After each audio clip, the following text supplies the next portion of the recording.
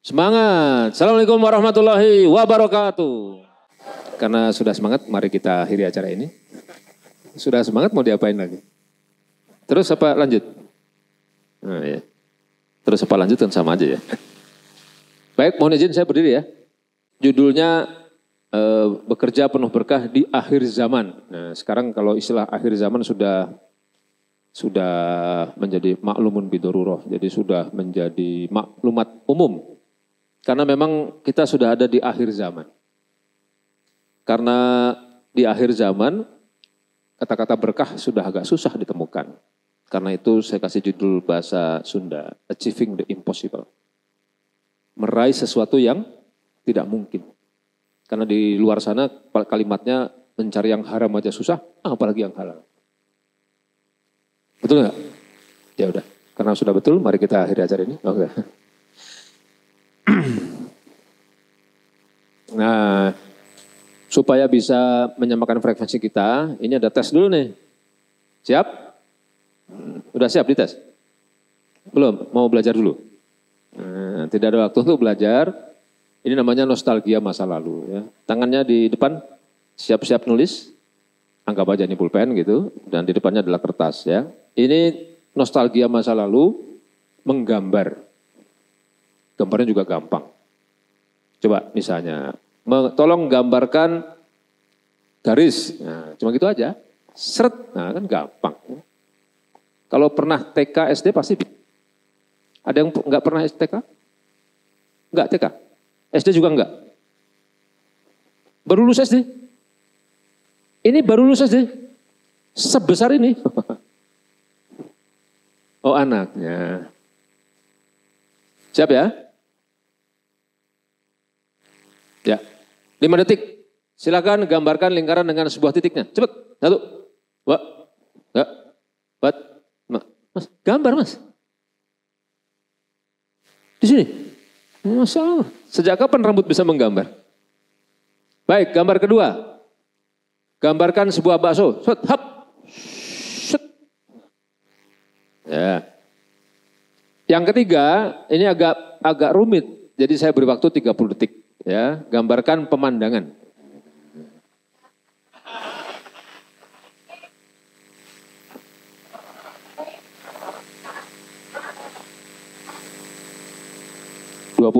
Masih ada 10 detik lagi?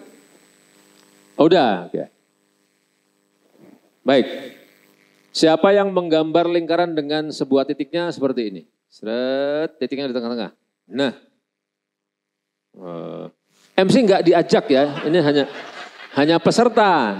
Mohon maaf ya. Kan MC kan? Iya. Kemudian, siapa yang menggambar bakso, baksonya bulat.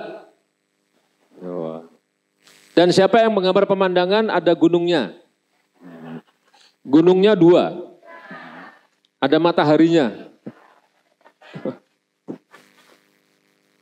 Oh, ternyata ibu gurunya. Di semua forum yang saya berikan kesempatan melakukan pretest, ternyata ada yang udah 60 tahun, ada yang udah 50 tahun. Ternyata mereka semua rata-rata menggambar seperti yang kita gambar hari ini. Bahkan yang pemandangan, orang Malaysia itu ternyata juga gambarnya sama dengan kita. Usut punya usut, ternyata gurunya orang Malaysia, orang Indonesia. Jadi kita ini penyebar virusnya. Kenapa sudah 50 tahun gambar kita tetap? Itu menggambarkan bahwa, makasih ya cukup. Itu menggambarkan bahwa kita punya mindset. Suka tidak suka, sadar tidak sadar. Ternyata hidup kita sudah punya mindset. Sadar tidak? Apalagi di rumah sakit. Mindset sehat itu susah untuk didapatkan. Barangkali dulu kita tidak ditanamkan mindset sehat sejak awal. Nah, karena itu mindset sangat penting.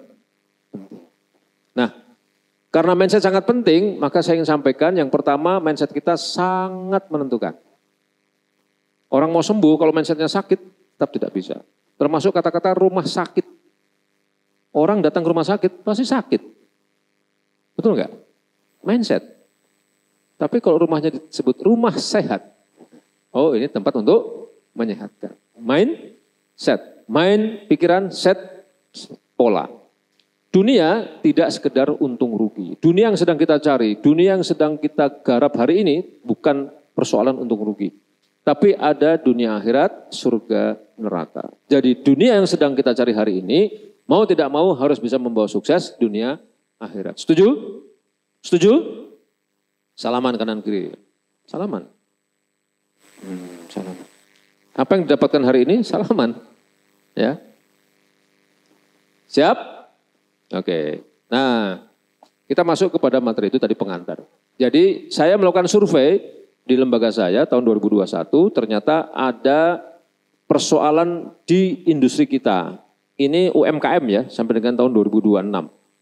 Kita mendapati ada 5 isu strategis. Di strategis yang pertama ternyata persoalannya ada di mindset. Dari mindset ini ternyata ini, 3 poin ini. Budidaya proses melawan bisnis, instan, jangka panjang. Jadi banyak pengusaha kita hari ini berbisnis itu cepat selesai, cepat dapat profitnya. Padahal mie instan direbus dulu, ada waktunya. Sementara perusahaan kita maunya cepat sukses. Tapi ini tidak terlalu masalah, ini bisa diatasi. Yang mengerikan adalah yang ketiga. Jadi hari ini kalau mau sukses, itu ada 2 pendekatan, mau berkah atau mau tidak berkah. Ini menghalalkan segala cara. Betul enggak? Itu hari ini itu. Serem apa serem? Serem. Kemudian, siapa yang bekerja selama ini merasa bahagia? Cung. Ngacung aja. Cung. Kalau enggak ngacung berarti enggak bahagia jangan-jangan. Siapa yang merasa bahagia? Cung. 1, 2, 3. Siapa yang tidak merasa bahagia bekerja di UMI? Ini bapak-bapak ini nggak ngacung, ini ditanya bahagia tidak ngacung, ditanya tidak bahagia. Terus maunya apa? Baiklah diajak kali ini. Bahagia nggak? Awas kalau nggak bahagia. Jadi saya melatih tim building di banyak lembaga, organisasi. Saya menemukan ada 16 penyebab rusaknya tim. Visi misi tujuan tidak jelas, mindset tidak sama, kebijakan SOP tidak jelas, kepemimpinan lemah dan seterusnya. Nah, nomor 11, bekerja sebagai tugas saja tidak ada passion. Kenapa kok enggak ini? Ya saya cuma kerja aja Pak. Tidak muncul passion, tidak muncul etosnya. Yang ke-12, ini kita banget, masalah keluarga terbawa ke kantor. Berantem sama istri di rumah, ayo ngaku. Oh enggak ada ya? Jangan-jangan belum punya istri. Belum punya? Buktinya apa? Buktinya apa? Buktinya apa? Oh istrinya ada di sini? Oh cincin? Itu bukan cincin itu cincin, apa itu cincinnya? Ya, masalah keluarga terbawa ke kantor, kondisi tubuh kurang mendukung, supervisi monitoring mulai tidak berjalan. Nah, poin yang ke-15, tidak berkah. Dan akhirnya tidak bahagia. Jadi, poin pentingnya adalah visi tidak ada, kepemimpinan lemah, demotivasi, aksinya tidak berkah, dan akhirnya memunculkan rasa tidak bahagia. Hati-hati kalau ada di perusahaan ini ketidakbahagiaan, nah itu bisa menjadi perusak tim yang seharusnya dibuat. Gitu ya. Nah, apalagi dunia hari ini, sebelum pandemi, kita menghadapi situasi begini, termasuk rumah sakit. Jadi ada volatile, uncertainty, complexity, ambiguity. Situasi dunia hari ini seperti ini. Ini sebelum pandemi. Kita menghadapi fenomena VUCA, akhirnya disruption, ada gangguan.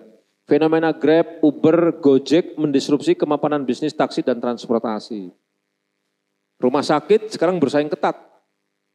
Karena ada juga rumah sakit yang tidak berlebar, rumah sakit. Volatile, ya, politik seperti ini, kemudian banyak kejadian saling berpengaruh dan akhirnya membuat keraguan dalam pengambilan keputusan. Menurut para ahli, fenomena seperti ini menimbulkan problem yang kompleks. Tapi setelah pandemi muncul kompleks problem jilid 2. Turunannya apa? Bani. Dunianya rapuh, anxiety. Perubahannya tidak linear dan akhirnya sulit dipahami, incomprehensible. Situasi dunia hari ini seperti itu. Kalau ini dipaksakan, tidak diperbaiki, maka akan memunculkan sudden death, mati mendadak. Ini kompleks problem jilid 2. Semua ini terjadi karena satu hal yang mendasar. Dan apa dampaknya dalam kehidupan kita? 10 tanda kehancuran bangsa semuanya sudah terjadi di negeri ini. Meningkatnya kekerasan di kalangan remaja, penggunaan bahasa kata buruk, pengaruh kesehatan remaja yang kuat dalam tindak kekerasan, meningkatnya perilaku merusak diri, narkoba, alkohol, seks bebas, dan makin kaburnya pedoman moral baik dan buruk. Saya juga konsultan rumah sakit, ada rumah sakit premier di Jakarta, PMI juga kami bantu. Ternyata hari ini KPI atau IQ, indikator kinerja utama rumah sakit itu banyaknya pasien atau sedikitnya pasien. Kalau banyak pasien berarti rumah sakit sukses. Betul. Nanti dulu, kalau setiap rumah sakit penuh pasien, apa artinya? Masyarakat kita banyak yang sakit. Apa itu yang kita cari? Kok iya loh? Lah kok bahagia loh? Tapi itu tidak bisa dihindari karena memang persoalan kita sudah sistemik hari ini. Hampir semua rumah sakit indikatornya begitu. Banyaknya pasien itu membahagiakan. Harusnya tidak membahagiakan karena berarti masyarakatnya banyak yang sakit. Kalau 5 diantaranya di kalangan remaja, maka 5 lainnya pada orang tua. Semua kena itu. Jadi kita sedang ditimpa musibah peradaban. Kalau rumah sakit apa yang terbagi? Ini salah satu contoh. 1 dari 3 remaja Indonesia mengalami masalah mental. 35% remaja Indonesia mengalami masalah mental. Dari mulai cemas, depresi, trauma. Yang menarik, ada namanya psikolog Daniel Forse. Ini rangkumannya. Bagaimana mengobati gangguan kesehatan mental? Ternyata ubah worldview kita dengan worldview yang benar. Apa kata dia? Kita harus mengubah pola pikir kita mengenai cara kita melihat dunia. Dan cara kita melihat diri kita sendiri. Cara kita melihat dunia dan diri kita sendiri namanya adalah world view. World view. Ternyata world view itu juga membuat bukan hanya persoalan tadi, tapi juga persoalan yang ada di dunia politik kita. Ini mohon maaf sedikit. Ini data KPK. Kenapa hari ini pemimpin-pemimpin kita seperti ini? Data KPK menyebutkan bahwa perlu modal puluhan hingga ratusan miliar dikeluarkan oleh calon kepala daerah mengakibatkan proses politik berubah menjadi transaksi bisnis. Kalau mau jadi bupati wali kota butuh dana 20 sampai 30 miliar. Gimana nggak stres? Kalau mau jadi gubernur 100 miliar. Kalau mau jadi presiden 10 T. Kalau mau punya partai 3 T. Truk. Bukan ya, triliun. Saya pernah jadi konsultan Pemda DKI. Saya mengecek berapa pendapatan gubernur. Itu tidak sampai 100 miliar selama 5 tahun. Mungkin cuma 10 sampai 20 miliar. Tapi dana yang dibutuhkan 100 miliar. Pertanyaannya dari mana dananya? Nanti dulu ada sponsor. Ini sponsornya. Ini KPK semua ya. Lebih dari 70% kepala daerah dalam pilkada didukung pendanaannya oleh korporasi berbasis sumber daya alam. Terutama sektor pertambangan dan perkebunan. Apa kompensasinya? Kemudian izin atau konsesi. Kalau nggak dapat, maka ditagih uangnya. Kalau ditagih uangnya, terus uangnya dari mana? Ini jawabannya. Korupsi. Korupsi itu kesehatan mental atau tidak? Korupsi. Sakit mentalnya. Betul nggak? Ada nggak pasien koruptor? Nggak ada. Nah, kenapa ini terjadi? Ternyata yang telah dikorupsi adalah kapitalisme, ini juga worldview, beserta sekutu jarahnya yaitu kolonialisme. Jadi kenapa masyarakat kita sakit? Kenapa? Karena ternyata sumbernya satu dari way of life atau worldview. Singkat cerita, menurut para ahli, problem yang kita hadapi hari ini berputar saling berkaitan seperti lingkaran setan. Yang kedua, kalau lingkaran setan menandakan problemnya sistemik. Kalau problemnya sistemik artinya problemnya kompleks. Kalau problemnya kompleks, ini pasti terjadi karena worldview yang salah. Sampai sini paham? Yang baru datang paham? Yang baru datang paham?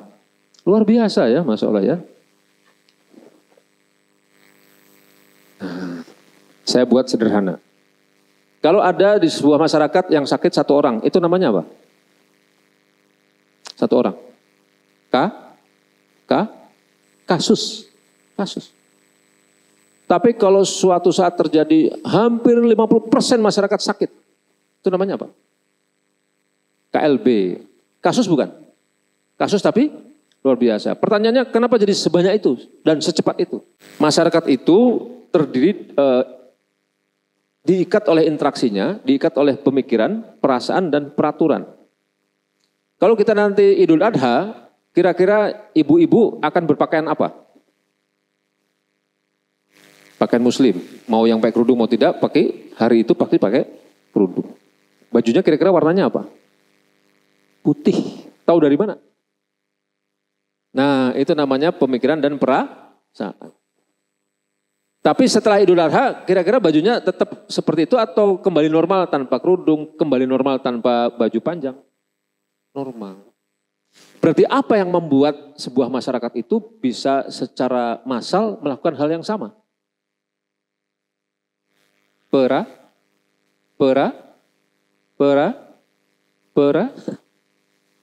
Peraturan. Nah, jadi yang membuat semuanya bisa jadi massal, itu bukan pemikiran dan perasaan saja, tapi ada satu yang lebih penting yaitu peraturan. Ingat COVID-19, semua harus pakai masker. Kalau tidak pakai masker, ditangkap, masuk barak. Kalau masuk barak itu siswa, Bu. Siapa barusan yang jawab masuk barak? Ini dapat buku.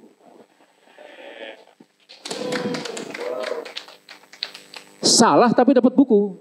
Nah itu hanya ada di sini aja. Ya, nanti kalau acara sudah selesai tolong dikembalikan ya Bu. Itu hanya seremoni aja. Nah jadi teman-teman sekalian, saya ingin menyampaikan pesan bahwa kesehatan mental itu hari ini ternyata tidak hanya berurusan dengan pemikiran dan perasaan, tapi juga peraturan. Angka gaul bebas meningkat atau menurun? Meningkat. Ditopang oleh kebijakan apa? Ingat nggak beberapa waktu yang lalu ada kebijakan kondomisasi? Apa alasannya? Supaya aman. Dengan kondom maka aman. Itu di kepalanya. Tapi faktanya itu pasti akan mempercepat terjadinya hubungan bebas. Lalu kemana kepalanya? Kenapa dia bisa berbegitu? Apakah dia bukan muslim? Dia muslim. Tapi mengapa kebijakan yang diambil seperti itu? Nah, itu semua datangnya dari sini. Karena dia muslim, tapi worldview yang dia pakai salah dan lagi merusak. Apa itu? Kapitalisme, sekularisme. Pernah dengar nggak kapitalisme sekularisme? Kalau belum pernah dengar berarti jangan jadi karyawan rumah sakit Umi. Karena korban dari kapitalisme dan sekularisme ini, hari ini banyak atau sedikit? Banyak nggak? Orang stres banyak nggak hari ini? Kalau satu kasus, tapi kalau yang stres banyak, KLB. Kenapa jadi KLB? Karena sistem yang dipakai kapitalisme. Kapitalisme itu paradigmanya agama masih dihapus karena dia penghalang pembangunan. Sekuler di sini. Asasnya manfaat, tujuan menghalalkan segala cara. Mereka yang tidak setuju, tidak bisa ikut maju, akan tersingkir, depresi, lalu berubah menjadi residu pembangunan. Siapa yang bilang ini? Ideolognya, siapa namanya? Rostow. Apa contohnya? Suap. Banyak apa sedikit? Banyak. Saya pernah juga hampir menyuap polisi. Polisi minta disuap. Saya bilang, Pak, saya tidak mau masuk neraka dan Bapak masuk neraka. Yang ini aja Pak, ada hitam di atas putihnya. 3 kali saya bicara begitu, akhirnya polisinya terdiam. Ya sudah Pak, jalan saja.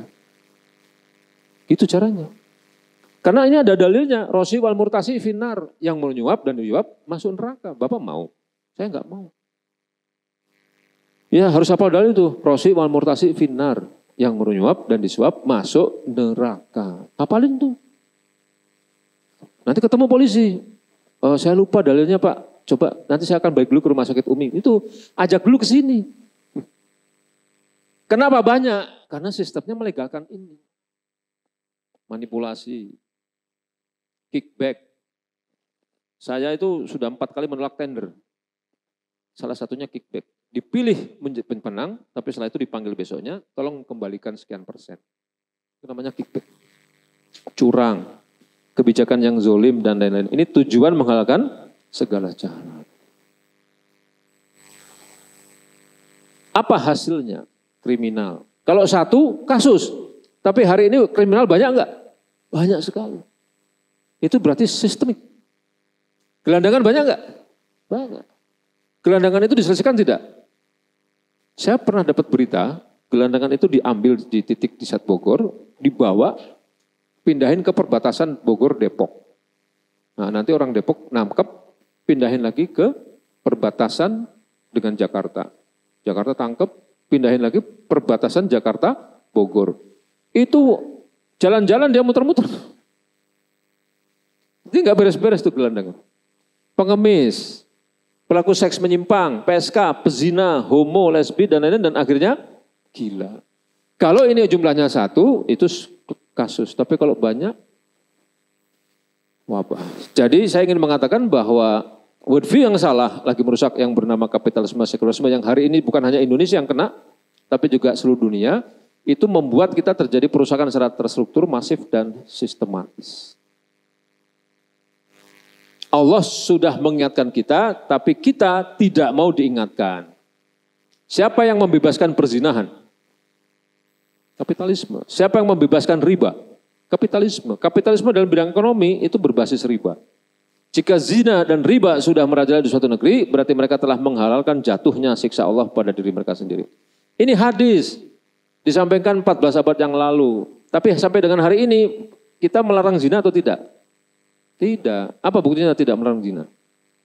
Tadi kondomisasi. Silahkan berzina tapi aman. Nauzubillah min. Riba. Riba ini bukan hanya lembaga. Jadi jangan lihat riba lembaga. Tapi siapa yang terlibat riba. Yang memberi, yang menerima, yang menjadi saksi, dan yang mencatat. Saya diminta ngisi KKN di desa Pamijahan. Pamijahan itu Kabupaten Bogor, terus masuk 12 km ke atas, terus. Sebelum saya mengisi, kepala desanya curhat pada saya. Pak, tolong dijelaskan kepada warga desa, riba itu mengerikan. Baik Pak, karena ada kasus di desa tetangga, sudah sering terjadi perceraian. Karena istrinya meminjam uang di bank keliling. Berapa yang dipinjam? 100.000. Kembalinya berapa? 150.000. Buat teman-teman receh tuh. Kan 100.000 kan berarti obat merah cap 2 bapak. Ada 2 bapak di situ. Tapi ternyata di desa itu mencengkram sekali. Sampai akhirnya terjadi perceraian. Ketika terjadi perceraian, tinggal istrinya yang ditagih. Ketika istrinya ditagih, istrinya mengatakan, saya sudah tidak punya apa-apa. Dan bank keliling itu mengatakan, kalau tidak punya apa-apa, saya minta badannya. Nauzubillah, ini kejadian. Untungnya warga sudah standby di situ. Tidak jadi, alhamdulillah. Ini sudah diingatkan, tapi kita terus melakukannya. Hadis yang kedua lebih panjang lagi itu. Jika kekuasaan dianggap keuntungan, hari ini terjadi enggak? Terjadi. Amanat dianggap ghanimah, rampasan, membayar zakat merugikan, belajar bukan karena suami tunduk pada istrinya. Mana suami? Dengerin. Durhaka pada ibu, menati kawan yang menyimpang dari kebenaran, membenci ayah, bersuara keras di masjid. Orang fasik menjadi pemimpin suatu bangsa, pemimpin diangkat di golongan yang rendah akhlaknya, orang dihormati karena takut pada kejahatannya. Para biduan dan musik, hiburan berbau maksiat banyak digemari, minuman keras semakin meluas. Umat akhir zaman ini sewenang-wenang mengutuk generasi pertama kaum muslimin, termasuk para sahabat Nabi, tabi'in dan para imam muktabar. maka hendaklah mereka waspada karena pada saat itu akan terjadi hawa panas, gempa, longsor dan sebagainya. Kemudian ikuti tanda-tanda kiamat yang lain seperti untayan permata yang berjatuhan karena terputus talinya. Ini hadis juga. Tapi kita terus saja. Nauzubillahi min. Dan akhirnya kita harus paham dengan surat Ar-Rum 41 ya. Bismillahirrahmanirrahim. Zaharul fasadu fil barri wal bahri bima kasabat aydin nas. Liyuzuqahum ba'dal ladzi amilu la'allahum yarji'un. Telah tampak kerusakan di darat dan laut disebabkan oleh perbuatan tangan-tangan manusia. Imam Ali As-Sabuni dalam kitab Sofatut Tafasir menjelaskan bahwa bima kasabat aydin nasu artinya adalah karena kita melakukan kemaksiatan. Setiap kemaksiatan membawa dosa. Dosa artinya menurut Imam Ibnu Katsir adalah lubang di neraka. Setiap kita melakukan kemaksiatan artinya kita sedang menggali lubang di neraka. Nauzubillahi min. Supaya apa ditampakkan oleh Allah? Liyudzuqahum ba'dal ladzi amilu. Supaya Allah menimpakan kepada mereka sebagian dari akibat perbuatan mereka. La'allahum yarji'un. Agar mereka kembali ke jalan yang benar. Jadi setiap maksiat pasti membawa dosa. Dan setiap dosa di dunia rusak, kerusakan yang terjadi. Dan di akhirat lubang dan neraka. Sementara masih Imam Ibnu Katsir menjelaskan kalau taat membawa pahala. Di dunia membawa manfaat dan di akhirat menjadi pintu surga. Mau pilih mana? Maksiat atau taat? Harusnya taat. Nah, kalau dibagankan, hari ini kita menghadapi kompleks problem krisis kehidupan multidimensi, akar masalahnya adalah kehidupan yang sekuler, dan solusi fundamentalnya cuma satu, harus kembali kepada Islam. Setuju? Setuju?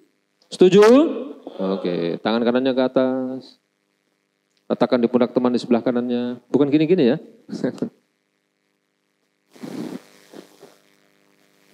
Enggak diajak ya. Udah, enggak apa-apa lah. Siap? Oke, ikuti kata-kata saya. Wahai saudaraku. Wahai saudaraku. Bangun, bangun, bangun. Sahur, sahur, sahur. Kita sudah di akhir zaman. Harus sering-sering bertobat.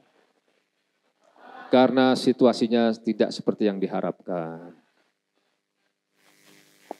Coba tangan kiri sekarang ke atas, letakkan di pundak sebelah kirinya.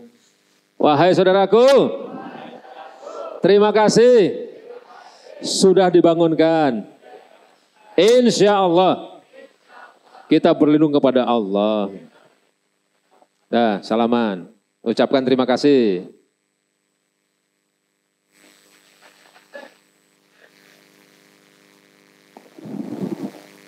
Jadi teman-teman sekalian, memang di akhir zaman ini kita harus punya pikiran, jangan hanya untuk menyelamatkan diri sendiri, kita juga harus punya pikiran untuk menyelamatkan umat. Maka keberadaan kita di rumah sakit ini, namanya juga rumah sakit Ummi. Ummi dekat dengan umat. Siapa yang melahirkan umat? Ummi. Tidak akan pernah ada kehidupan kecuali ada Ummi. Maka bersyukurlah punya Ummi. Bersyukur bekerja di rumah sakit. Nah, udah jangan terus ya. Nah, kenapa harus kita sadarkan? Karena di dunia ini hidup hanya sekali. Ulangi. Hidup di dunia hanya, harus benar gitu ya. Terima kasih ya MC. Hanya sebentar. Dan tidak terulang lagi. Tidak ada remedial di akhirat, itu masalahnya. Jangan sampai kita bekerja di sini, berapa jam bekerja? 8 jam. Rumah di mana? Di Depok. Masya Allah. Dari rumah ke rumah sakit ini makan waktu berapa jam, Bu? 2 jam. Pulangnya? 2 jam. Berarti udah 4 jam. Bekerja di sini berapa jam? 8 jam. 8 tambah 4? Jangan sampai 12. Kenapa, Bu? Kaget. Oh ya. Kasih tahu dong. Ya, Ustaz. Ya. Baik, kalau begitu saya turunkan temponya. Maaf ya, Bu ya. Saya masih bisa pulang kan? Jangan sampai, oke ya. Jangan sampai kita 12 jam bekerja tiap hari Senin sampai Jumat. Ditambah 1 berarti Sabtu. Tidak dapat apa-apa.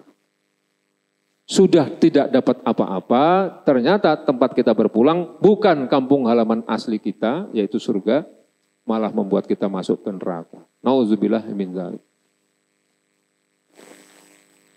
Karena hanya sekali, sebentar, dan tidak ada remedia. Maka kepala kita memang harus segera diubah formatnya, mindsetnya diubah. Bekerja ini harus bisa mengantarkan kita ke surganya Allah Subhanahu. Setuju Pak setuju?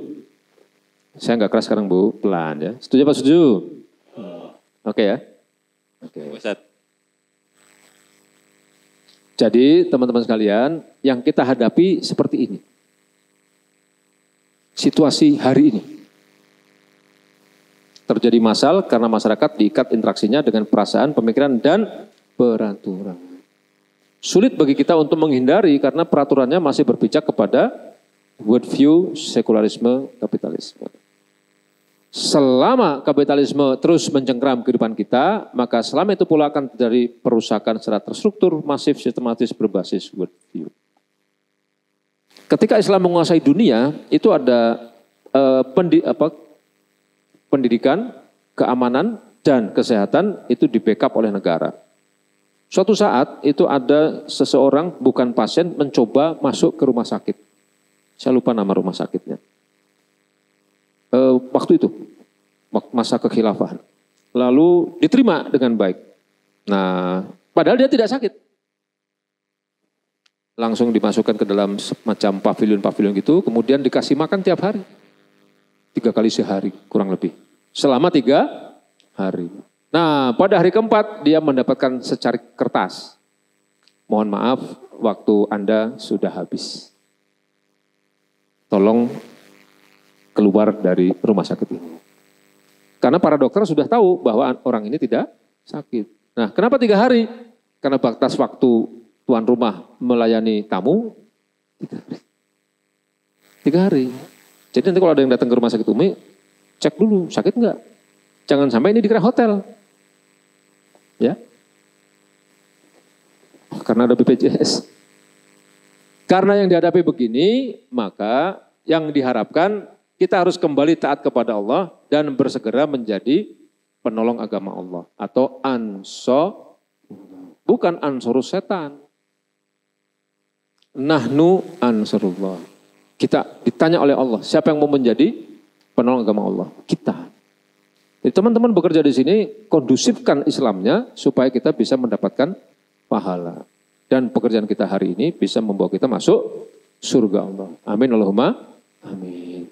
Nah, ini yang diharapkan, hanya kita menghadapi tantangan. 1, waktunya terbatas. Betul enggak? Betul apa betul? Usia kita bekerja di sini juga terbatas. Ada masa pensiun. Atau yang kedua sombong, tidak mau dikasih tahu. Nah, sombong ternyata adalah penyakit menular dari setan. Sombong karena saya sudah merasa tahu dan seterusnya. Tidak mau tahu, tidak mau paham, dan juga tidak mau sadar. Ini tantangan yang kita hadapi hari ini. Dan jika tidak mau taat, apa kata Allah? Aku Allah, tidak ada ilah yang berhak diibadahi selain aku. Siapa tidak bersyukur atas nikmat-nikmat pemberianku, tidak bersabar atas ujianku, dan ridho terhadap kodokku, maka keluarlah dari kolong langitku, carilah Tuhan selain aku. Serem apa serem? Baiklah, saya akan terbang ke bulan. Sampai di bulan ternyata ada spanduk besar. Selamat datang di wilayah Allah Subhanahu wa Ta'ala. Oh, ternyata masih punya Allah. Terbang lagi ke Mars. Ternyata ada spanduk lebih besar lagi. Ini juga masih punya Allah. Akhirnya dia memilih mati. Begitu mati, ketemu sama Allah. Tidak ada remedi. Saya sudah pernah ke Jepang 2 kali. Di Jepang itu angka bunuh diri 3.000 orang per tahun. Karena mereka percaya bahwa ada kehidupan yang kedua. Ada satu kisah menarik. Ternyata seorang suami mengambil jalan bunuh diri karena dia punya gaji lebih kecil daripada gaji istrinya. Lalu dia membuat surat, wahai istriku sayang, jangan kemana-mana. Tunggu aku, karena aku akan segera kembali. Reinkarnasi. Ternyata setelah dia mati, tidak pernah kembali. Ketipu. Ya, na'udzubillah min. Jangan sampai kita su'ul khotimah seperti Fir'aun, Haman, Bal'am, dan Korun. Fir'aun itu penguasa. Saking ngerinya dia, di dalam Al-Quran diceritakan bahwa Fir'aun mengatakan, aku adalah Tuhan yang lebih tinggi daripada Tuhannya Musa. Tapi dia tidak bisa begini kecuali dibantu oleh Haman. Haman adalah menteri segala urusan dia. Kan Fir'aun. Saya buatkan menara langit. Kamu naik di atas itu, bawa 2 panah, yang satu dilepas, yang satu dipegang. Yang tidak dilepas itu dilumuri darah, lalu bawa ke bawah, lalu sampaikan kepada Musa dan kawan-kawannya, sampaikan, nih bukti Tuhanmu sudah mati. Siapa namanya? Haman. Maka Fir'aun dan Haman akhirnya ditenggelamkan Allah di Laut Merah. Mereka tidak bisa begitu kecuali ada support system yang berikutnya, yaitu Bal'am. Siapa Bal'am? Bal'am adalah ulamanya. Tadinya dia adalah ulama pembela Nabi Musa. Tapi karena dunia akhirnya dia menjadi pembela Fir'aun. Matinya mengenaskan. Dia sedang ada di Madian, di daerah Palestina kalau saya tidak salah. Dia berpesta pora dengan warga Madian, diangkat tanahnya, lalu dibalikkan. Mati. Dan tidak berhenti sampai ulama, ternyata juga di-backup oleh Korun. Siapa Korun? Pengusaha. Tadinya membela Musa, tapi ternyata jadi pembela Fir'aun. Korun matinya bagaimana? Ditenggelamkan di tanah. Jadi jangan sampai kita su'ul khotimah seperti orang-orang. Na'udzubillah min. Hari ini ada nggak yang seperti Fir'aun? Ada. Ada nggak yang seperti Haman? Yang seperti Bal'am? Seperti Korun? Banyak. Bukan ada, banyak. Kenapa banyak? Karena didukung oleh kapitalisme, sekularisme, Masya Allah. Dapat buku lagi satu. Yes. Jadi yang pertama langkahnya adalah bersegera untuk sadar diri. Ini saya sampaikan di depan. Karena kewajiban pertama seorang mukallaf, orang yang sudah balik seperti kita ini adalah mendapatkan taklif hukum. Maka orang yang mendapatkan taklif hukum, kewajiban pertamanya ternyata bukan sholat, bukan puasa, bukan zakat. Tapi kewajiban pertamanya ternyata berpikir mencari dalil untuk makrifat kepada Allah. Bagaimana cara berpikirnya? Dijelaskan di dalam salah satunya di surat A'raf 179, Bismillahirrahmanirrahim. Walaqad zara'na li jahannama katsiran minal jinni wal ins lahum qulubun la yafqahuna biha wa lahum ayunun la yubsiruna biha wa lahum azanun la yasma'una biha. Ulaika kal an'am bal hum adallu. Ulaika humul ghafilun. Sesungguhnya kami jadikan untuk isi neraka jahanam kebanyakan dari jin dan manusia. Kenapa? Mereka punya akal. Nah, terjemahannya akal. Tapi di sini jelaskan, tapi tidak digunakan untuk memahami. Kalau memahami berarti ada otak, ada maklumat sebelumnya, ada fakta, dan ada panca indera. Tapi tidak digunakan. Mereka punya mata, tapi tidak digunakan untuk melihat tanda-tanda kekuasaan Allah. Dan mereka punya telinga, tapi tidak digunakan untuk mendengar ayat-ayat Allah. Maka kata Allah, ulaika kal an'am. Mereka seperti binatang ternak. Balhum adol, bahkan lebih sesat lagi. Binatang ternak dipanggil oleh tuannya, mendekat enggak? Siapa yang punya kucing? Siapa yang punya ayam? Siapa yang punya ikan? Ini enggak punya apa-apa ini. Antum punya apa? Punya.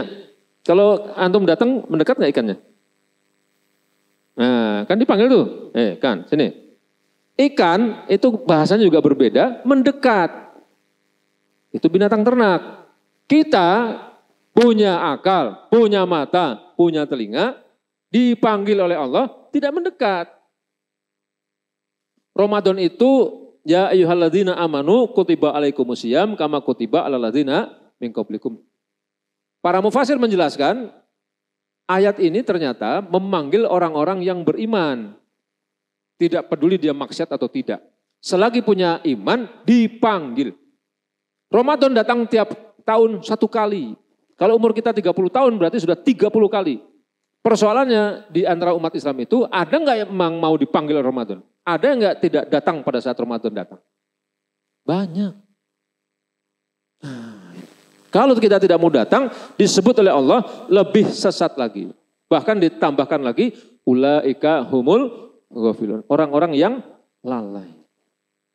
Ketika kita sudah bisa bermakrifat kepada Allah, tandanya apa? Imam Nawawi Al-Bantani menjelaskan, tanda makrifat seorang itu hanya dapat dilihat dari taat kepada Allah. Disinilah berfungsi imannya, disinilah berfungsi taat kepada syariatnya. Iman ketemu dengan amal soleh. Maka orang yang beriman sudah seharusnya melaksanakan amal soleh. Orang yang melakukan amal soleh tidak mungkin dia melakukan kecuali dia beriman.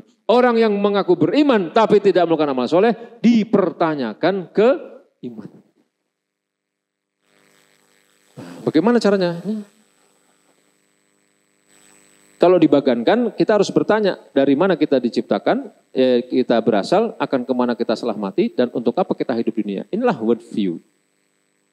Ternyata kita itu diciptakan oleh Allah dan akan kembali kepada Allah, dan karenanya hidup untuk beribadah kepada Allah. Hidup untuk beribadah kepada Allah intinya adalah hidup sesuai dengan aturan Allah. Kata Allah, aku Allah, tidak ada Tuhan selain aku, jika aku ditaati, aku ridho. Dan jika aku ridho, maka aku akan memberikan berkah dan keberkahanku tidak ada akhirnya. Tapi kalau manusia maksiat kepadaku, aku akan murka, dan jika aku murka, aku akan melaknatnya, dan laknatku akan sampai pada 7 turunan. Naudzubillah min. Oke, tangan kanannya ke atas. Letakkan di pundak teman di sebelah kanannya. Bu, itu loh. Udah, HP-nya udah.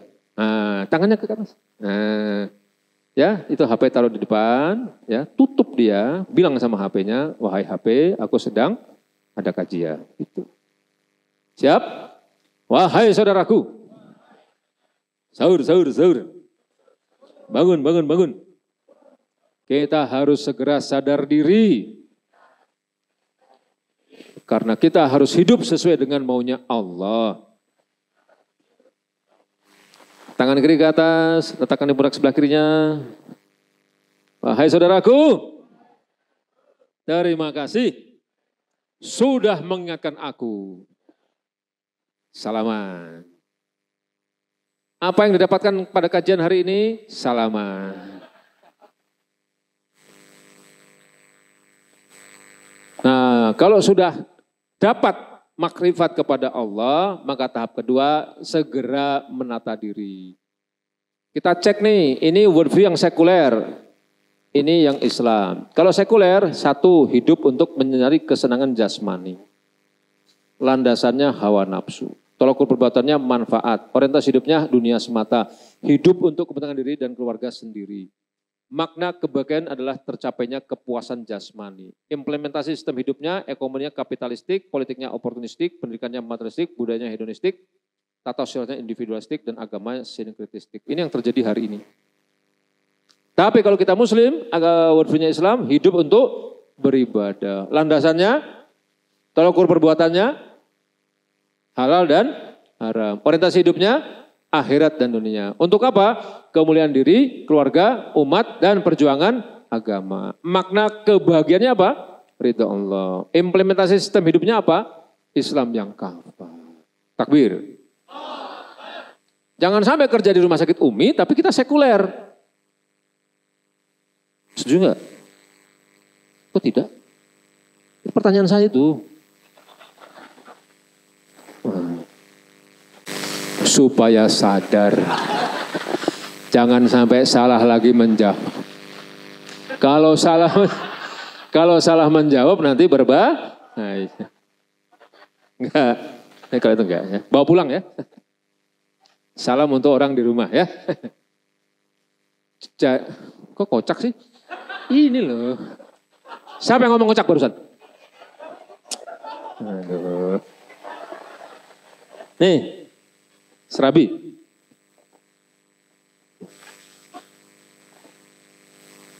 makanya sampai nggak bisa maju loh ibu, bahaya loh tuh. Jadi sebagai muslim, kalau kita sudah seperti tahap pertama tadi, mestinya kita pakai worldview is, maka yang lahir adalah ketaatan. Ketaatan membawa pahala di dunia dan di akhirat, selamat dan bahagia. Ya, maka jangan sampai terbuka celah untuk worldview yang sekuler. Aman.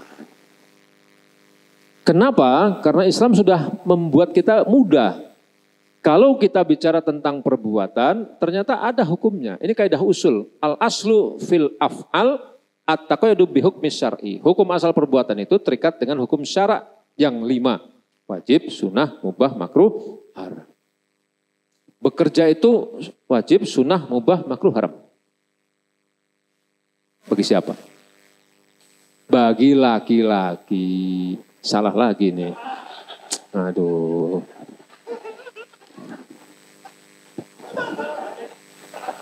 Nih, sebenarnya itu konsumsi buat saya. Tapi kalau antum salah terus, itu habis itu. Istighfar. Saya lurusin ya. Bekerja itu wajib bagi bapak-bapak. Yang sudah balik wajib bekerja. Anak kita sudah balik, harusnya dia wajib bekerja. Karena tadi yang mukallaf itu adalah yang sudah balik. Clear? Jelas? Nah, itu.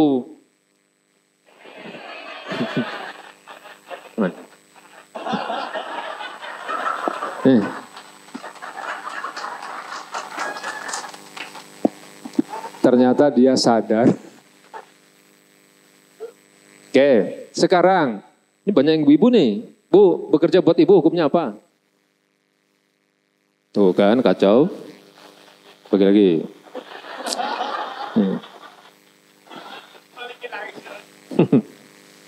Bu, saya tanya sekali lagi. Hukum bekerja buat ibu-ibu apa? Siapa yang menjawab sunnah? Siapa yang menjawab wajib?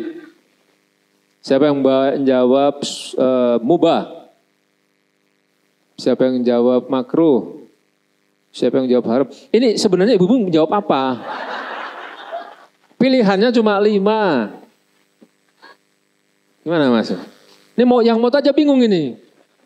Pada momen apa mau difoto? Oh, enggak ngacung-ngacung. Ini harus saya jelaskan karena ternyata di banyak tempat juga enggak banyak paham. Bekerja itu wajib buat laki-laki. Buat perempuan hukumnya mubah.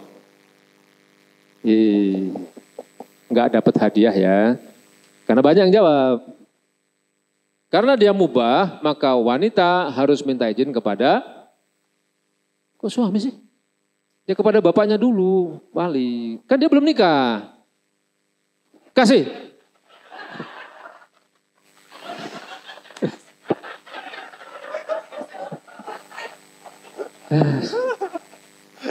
Dia harus minta izin dulu pada walinya.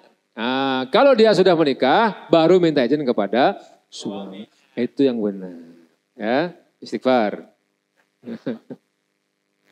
Kenapa? Karena kalau itu wajib dan para suami tidak bekerja, maka dia mendapatkan dosa. Bapak-bapak ini kenapa bekerja? Itu. Karena dalam Islam ibadah itu syaratnya cuma 2. Para ulama menyatakan 1, niatnya ikhlas dari Ta'ala, dan 2, caranya sesuai dengan syariat. Karena wajib maka tidak boleh malas. Ibu-ibu kenapa lebih semangat daripada bapak-bapak?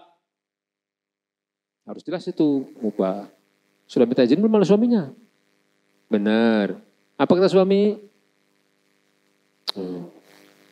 Apa mah? Astagfirullah. Ya Allah. Ternyata siapa R&D di sini? HRD. SDM. Bu, tolong dicek lagi Bu. Ini bahaya loh begini. Ternyata diizinkan suami karena suaminya tidak mau dia di rumah. Daripada kamu di rumah, Mi, pergi sana. Terus suaminya ngapain? Oh kerja juga. Tadinya mau dikasih kue, enggak jadi. Ya, itu yang pertama nih, ini harus dipegang nih. Karena supaya kita bisa masuk surga, kita harus paham yang ini dulu. Yang kedua, terkait dengan pekerjaan yang kita kerjakan. Nah, itu benda, asyai. Al-aslu fil asya, al-ibahah, malam yarid, dalil tahrim. Hukum asal dari benda adalah mubah. Sesuatu yang kita kerjakan, sesuatu yang kita makan, sesuatu yang kita minum, sesuatu yang kita lakukan, itu adalah mubah selama tidak ada dalil yang mengharamkan. Maka mengerjakan sesuatu di rumah sakit, mubah, kecuali nas yang mengharamkan. Apa contohnya? Makan, tapi makan babi. Babi ada dalil mengharamkan, berarti nggak boleh. Di kampus dulu waktu saya masih mahasiswa, itu ada ketua LPPM MUI. Ditanya sama kita, Bu, kenapa yang dilakukan LPPM MUI itu membuat pekerjaan yang mengada-ngada? Maksudnya apa? Daripada membuat label halal terlalu banyak, kenapa tidak buat label haram saja? Yang haram kan sedikit. Kata beliau, iya juga ya.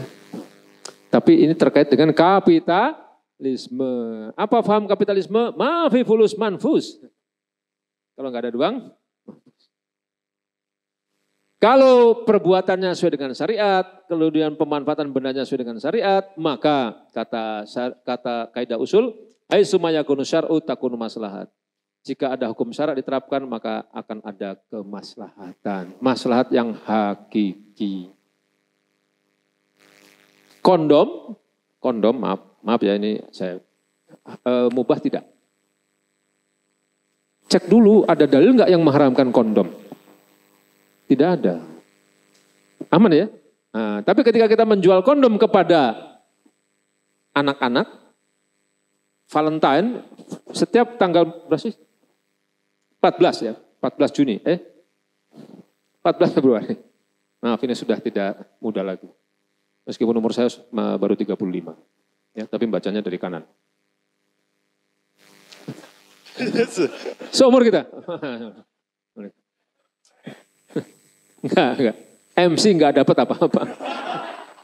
Mohon maaf lahir dan batin. Sampai mana tadi saya cerita? Kondom ya. Jadi saya kan alumni IPB S1 saya. Jadi ada Indomaret di depan IPB, itu ternyata barang yang paling laku tanggal 13 Februari ternyata cuma satu, kondom. Nah sekarang kondom itu kan mubah. Tapi kita jual kepada orang yang kita sudah deteksi bahwa dia kayak gitulah. Maka jangan kita lakukan. Kenapa? Karena tidak akan mendapatkan kemaslahatan. Maslahat yang hakiki. Ya, kemudian terkait dengan harta. Nah, la tazulu qadama abdul yaumal qiyamah hatta yas'al. Dua telapak kaki manusia akan selalu tegak di hadapan Allah hingga dia ditanya tentang 4 hal dan terkait dengan harta wa an malihi min aina iktisabihi wa fima anfaqahu. Terkait dengan harta yang didapatkannya, ditanya tentang dari mana didapatkannya dan untuk apa dia belanjakan. Nah, kita cek dapat harta dari mana kita? Bekerja di rumah sakit. Berarti pendapatannya kita Hah?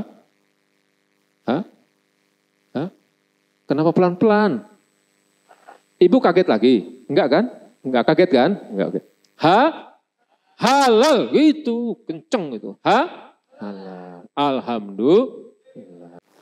Nah, 3, menata kerja dan bisnis agar tadi dirinya sudah, sekarang bekerjanya bagaimana? Kalau di organisasi di Rumah Sakit Umi, maka kita harus lakukan ini. Semuanya satu frekuensi dalam bisnis dan bekerja sebagai amal soleh. Inputnya mungkin sama, prosesnya mungkin sama, tapi yang berbeda adalah pada outputnya bukan hanya profit, capaian visi yang tumbuh dan sinambung, tapi ditegaskan oleh manajemen harus dapat keberkahan. Apa itu arti keberkahan? Ziyadatul khair, bertambahnya kebaikan, atau ziyadatul ta'ah, bertambahnya ketaatan. Maka teman-teman ini bekerja ke sini, di sini makin lama makin taat. Alhamdulillah. Jangan sampai pakai kerudung dan jilbab yang di depan saya ini, pulang ke rumah dicopot. Kalau dalam rumah pasti copot. Kenapa? Ini saya tanya kepada beliau nih. Kenapa kerudung dan jilbabnya dicopot di rumah? Kenapa? Loh, jangan tanya saya lagi tanya.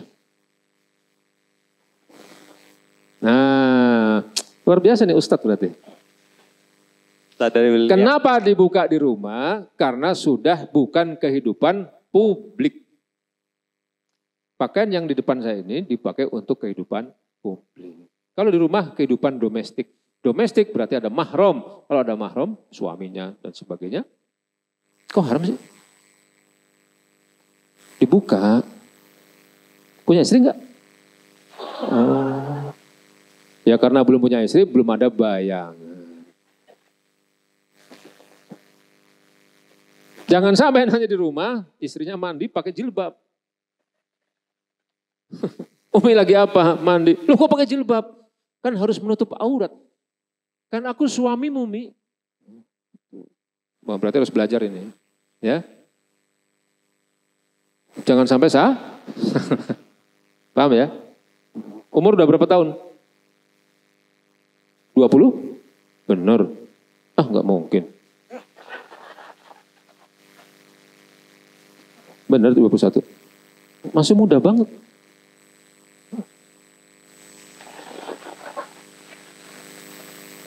Mana tadi manajer HRD? Ibu bertanggung jawab supaya dia segera menikah.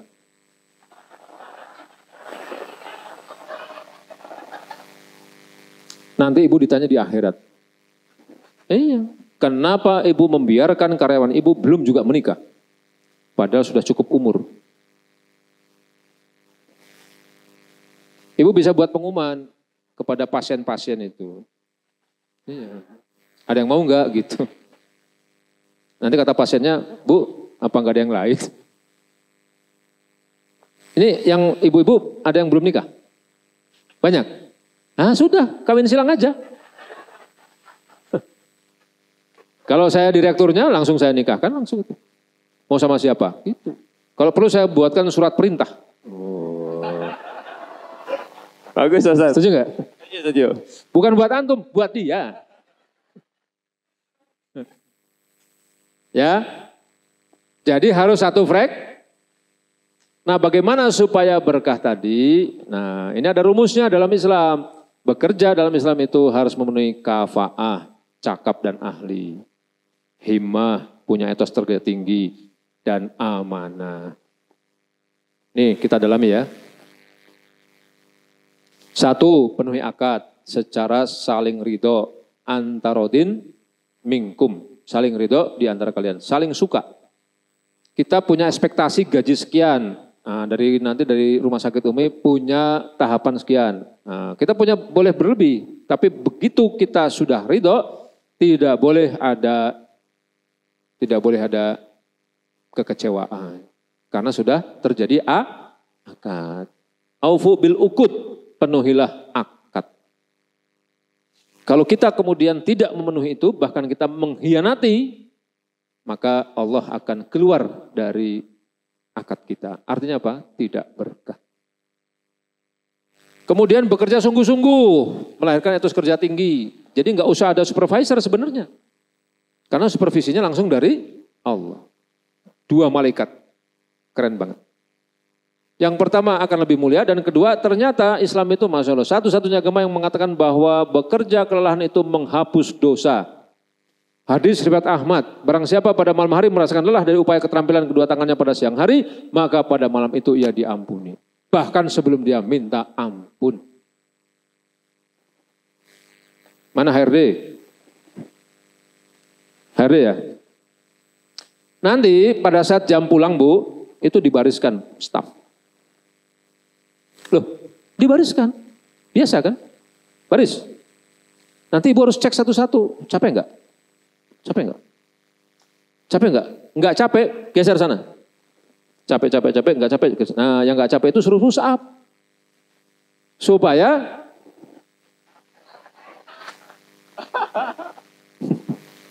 Kenapa Mas? Kenapa? Enggak begitu ya. Maksudnya Ini lelah bekerja itu bukan disuruh pusap lagi. Tapi memang bekerjanya lelah dia. Itu diampuni dosa. Bahkan pada hadis yang lain disebutkan, sesungguhnya di antara perbuatan dosa, ternyata ada dosa yang tidak bisa dihapus oleh saum dan sholat sekalipun. Ditanya kepada beliau oleh para sahabat, apa yang dapat menghapuskannya ya Rasul? Kata Rasul, bekerja mencari nafkah. Jadi coba kurang apa kita ini? Padahal belum minta maaf, belum minta ampun. Tapi ini penjelasannya adalah dosa yang ringan, dosa kecil, bukan dosa besar. Interupsi Pak. Loh, kenapa Bu? Kasih. Ingat. Ini saya baru di sini aja nih ada peserta model begini. Oh karena di rumah sakit harus tenang ya? Oh iya, saya mohon maaf, saya yang salah.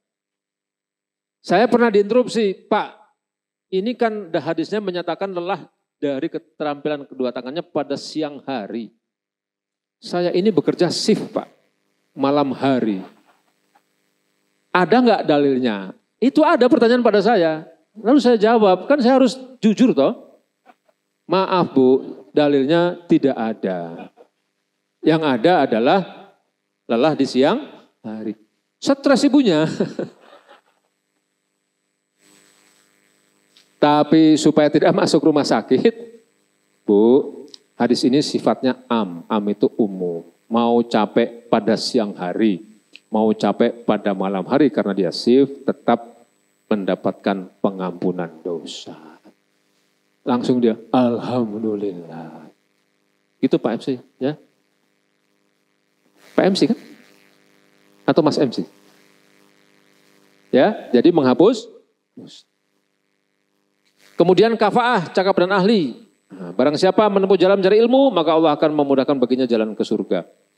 Jadi Islam itu Masya Allah, itu Allah Maha tahu tentang kita. Kita ini tempatnya lupa dan salah. Al-insanu ma'al khotowan nisyan, tempatnya lupa dan salah. Tapi Allah sudah memberikan dalam semua syariatnya itu peluang untuk mendapatkan ampunan, peluang untuk mendapatkan surga, dan seterusnya.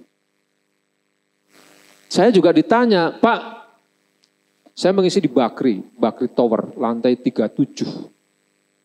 Tahu lantai 37? Tinggi banget, karena dindingnya kaca, langsung lihat bawah. Sudah mendekati Sidratul Muntaha. Saking tingginya.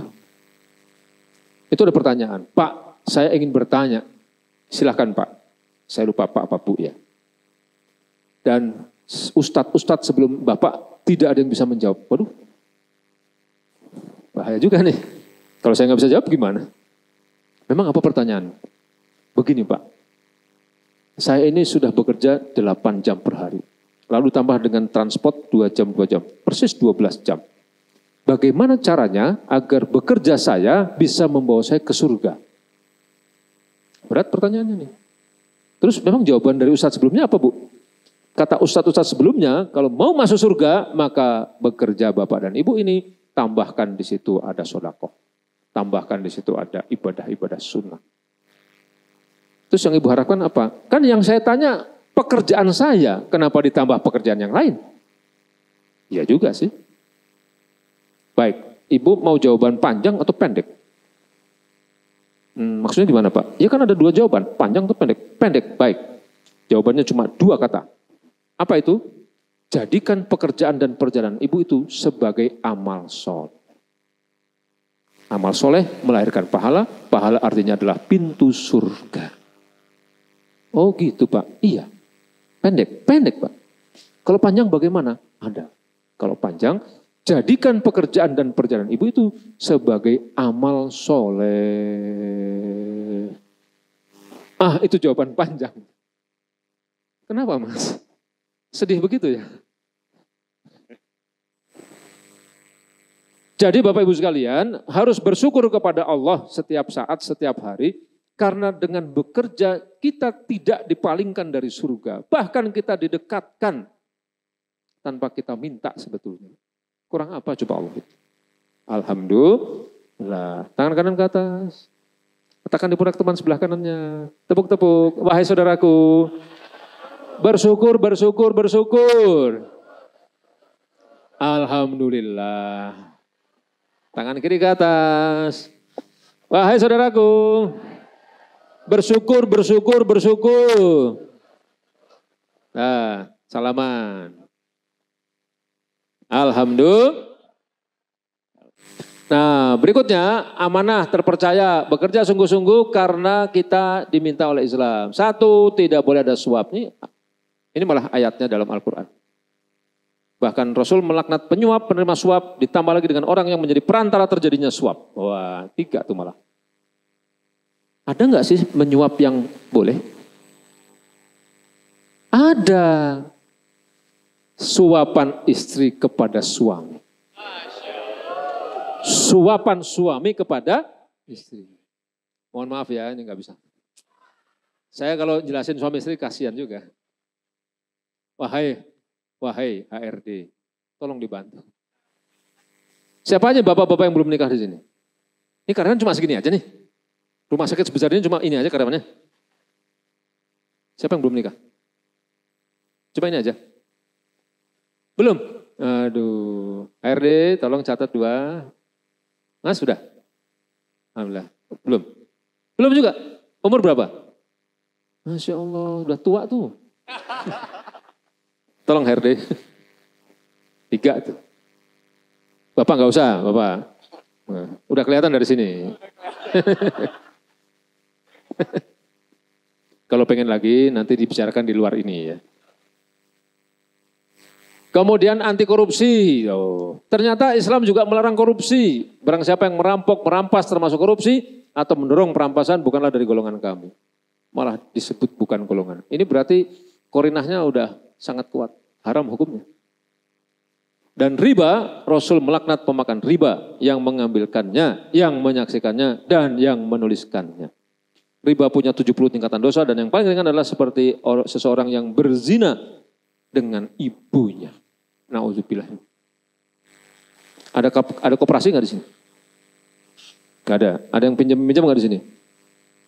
Nggak ada. Ada? Alhamdulillah. Bapak luar biasa. Kasih lagi.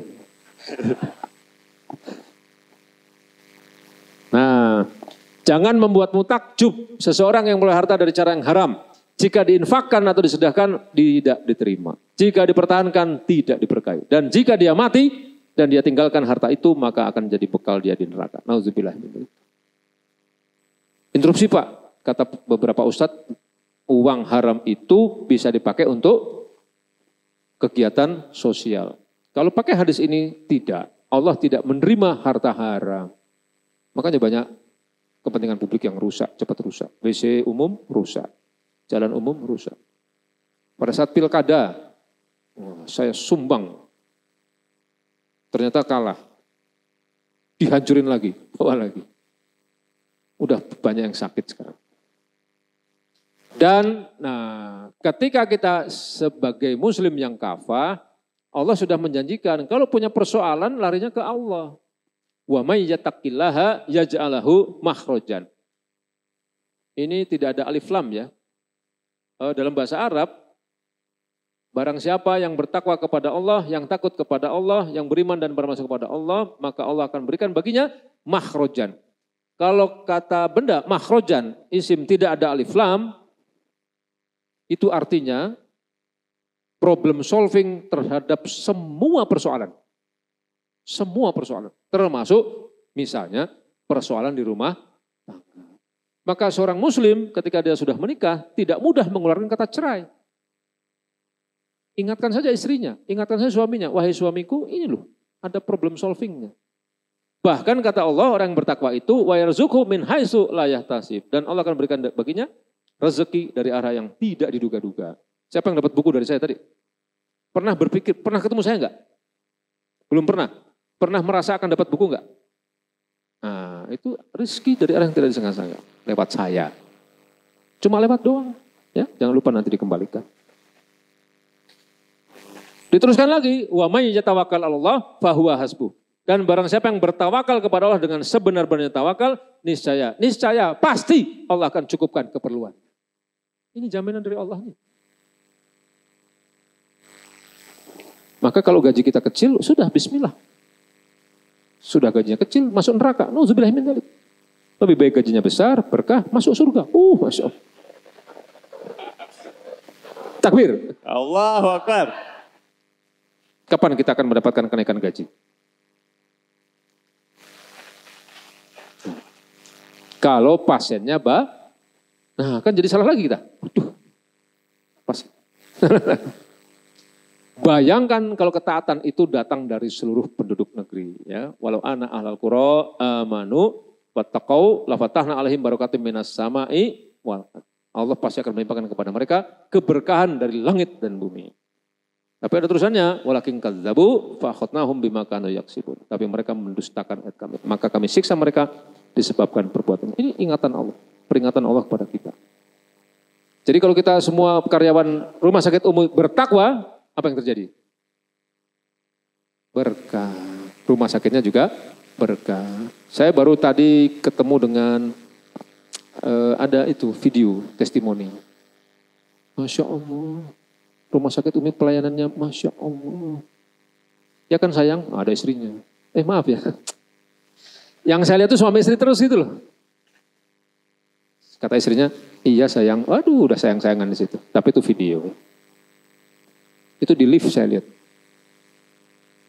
Nah, bisnis dan bekerja akan berkah jika berada dalam koridor ketaatan dan dakwah. Ini dari Imam Ibnul Qayyim. Di antara keberkahan pada seorang adalah dia senantiasa mengajarkan kebaikan, mengajak manusia kepada Allah, mengingatkan kepadanya, dan memotivasi untuk taat kepadanya. Barang siapa tidak ada perkara ini kepadanya, yang ini, maka sungguh dia tidak lagi memiliki keberkahan dan telah dicabut darinya keberkahan ketika berjumpa dan berkumpul darinya. Nauzubillah min. Jadi kita berharap bekerja di rumah sakit Umi, berkumpul seperti ini, berkumpul dalam bekerja, dari Senin sampai dengan Sabtu, sampai dengan Senin lagi, kita mendapatkan keberkahan. Amin Allahumma. Interupsi Pak. Interupsi Pak. Ibunya kecapean. Bagaimana kalau ada orang yang maksiat kepada Allah, tapi mendapatkan dunia? Kata Allah, jika engkau melihat Allah memberikan kepada seorang hamba, hadis ya maaf, memberikan kepada seorang hamba apa yang dia senangi dari dunia, padahal dia sedang berada dalam kemaksiatan, sesungguhnya hal tersebut hanyalah istidraj. Jadi jangan sia-sia. Ucapkan alhamdulillah. Ya, hati-hati dengan istidraj. Kalau kita sudah yakin keberkahan itu bisa kita dapat karena Islam mengajarkan keberkahan, maka kita mudah menjawabnya. Sebenarnya rumah sakit Umi ini organisasi apa? Jawab, apa ayo? Rumah sakit Umi ini apa? Organisasi apa? Apa? Rumah sakit kan namanya rumah sakit. Saya cuma ngecek aja. Rumah, nggak usah ragu-ragu gitu loh. Siapa tadi yang jawab rumah sakit? Bukan, itu saya. Dia lembaga kesehatan. Terima kasih Pak. Ini untuk yang salah. Saya kan benar. Siapa yang tadi salah? Nah nih, dapat lagi. Rezeki tidak kemana. Dikembalikan lagi, dapat lagi dia. Masya Allah ya. Baik, rumah sakit. Lanjutkan pertanyaannya. Organisasi kita ini, rumah sakit Umi ini dikenal sebagai apa? Hanya rumah sakit. Rumah sakit Islam. Oke, terusin lagi. Kita dikenal sebagai umat Islam. Organisasi kita ini, rumah sakit Umi ini diakui sebagai apa? Masa cuma rumah sakit doang? Apa bedanya dengan rumah sakit yang lain? Kita harus bicara bahwa ini adalah rumah sakit pertama di Kota Bogor. Rumah sakit rujukan Kota Bogor, gitu loh maksudnya. Oh, siapa ngomong oh barusan? Kasih. Oh. Ini serius ini. Ya Allah, gitu aja ribut loh. Lagi saum Pak Ustaz. Apa nggak pernah lihat surabi? Kasih yang biasa apa di sini yang biasa? Kacang. Gorengan Pak Ustaz. Dikenal sebagai apa? Diakui sebagai. Nah, ini pertanyaan yang paling menakjubkan kita. Diandalkan sebagai apa? Kalau diandalkan berarti Kalau orang harus ke rumah sakit, bukan rumah sakit yang lain, tapi rumah sakit yang Umi. Gitu loh maksudnya. Paham? Nah gitu. Salaman. Bukan cuma dia, semuanya. Nah, kalau ini bisa kita dapatkan, maka ini menjawab pertanyaan yang paling akhir. Apa itu? Mengapa rumah sakit Umi ini harus ada? Kan kalau nggak harus ada, bubarin aja. Tapi kalau kita bisa tunjukkan bahwa rumah sakit ini datang dari orang-orang yang amanah, orang-orang yang kafaah, orang-orang yang himah tadi, yang bekerja sesuai dengan syariat, wah luar biasa itu. Ada cukup banyak kasus orang tokoh-tokoh Indonesia meninggal dunia di rumah sakit. Rumah sakit mana? Rumah sakit Kristen. Kalau rumah sakit Kristen, pada saat detik-detik menjelang sakaratul maut, meskipun pasiennya Muslim, apa yang dilakukan? Pendetanya datang, ditawari untuk pindah agama. Enggak pernah dengar? Masya Allah, istighfar, salaman, minta maaf. Saya dapat dari mana? Cerita, anaknya cerita. Untung anaknya ada di situ. Anaknya mengatakan, tidak, ini Muslim. Ya, maka orang-orang yang datang ke rumah sakit Umi akan merasakan nyaman berada di tempat yang bukan hanya tepat tapi berkah. Takbir. Nah gitu, semangat itu loh. Ya, Bu R&D, semangat. HRD. Ini kita bisa bantu dengan mendapatkan comparative advantage yang datang kemudian menjadi competitive advantage, kemudian berubah menjadi core kompeten, dan akhirnya secara marketing menjadi nilai jual. Inilah yang harus dijual oleh semua yang bekerja di rumah sakit Umi. Kenapa orang harus datang ke rumah sakit, bukan rumah sakit yang lain, tapi rumah sakit Umi. Nah terakhir, sebelum diakhiri, karena udah mau makan malam, enggak ya? Siapa yang siap sampai malam materi ini? Cung. Nah ya, nanti tetap di sini. Yang lain keluar. Mana kuat saya sampai malam. Kasih lagi. Saya beri pilihan, mau ayam apa telur? Ayam. Ayam ya. Ayam ya. Siapa yang telur? Ah, boleh pulang. Boleh pulang. Nah, ini ayam nih. Ayamnya sampai mana? Ayamnya sampai mana? Nah, sampai sini? Jangan. Sampai sini? Tidak. Tapi sampai? Ayam goreng. Siapa yang ngomong ayam goreng barusan? Masya Allah. Buku. Itu sana. Oh, kue. Enggak jadi. Sini. Orang nyari buku, nyari kue. Baca sama-sama.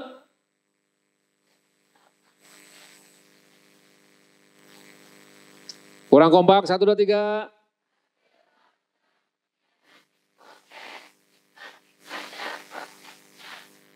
Tahu dari mana kalimat ini? Maksudnya, sumbernya dari mana? Ya juga sih. Ya pulang aja yuk. Kalimat ini saya adaptasi dari rumus tawakal. Fa'idha azamta fatawakal Allah. Jika kita sudah berazam, tawakallah kepada Allah. Tawakal nanti ada materinya 2 jam non-stop. Tapi intinya tawakal itu dijamin oleh Allah. Orang yang bertawakal akan mendapatkan hasil yang diharapkan. Wa may yatawakkal 'alallah fahuwa hasbuh. Tapi kalau hasilnya tidak seperti yang diharapkan, yang salah apanya? Prosesnya. Siapa yang jawab? Bagus. Ya, sekali lagi baca sama-sama 1, 2, 3.